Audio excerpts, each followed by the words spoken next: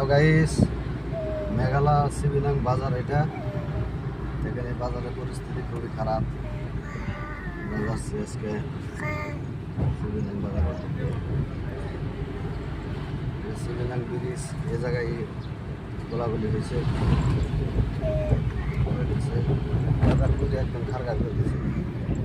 এই সামনে দাম এই দোকানপাট পুরো একটু করে দিচ্ছে।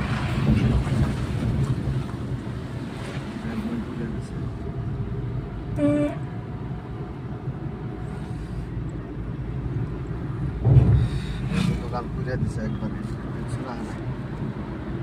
বাড়ি ঘর পুরান আছে।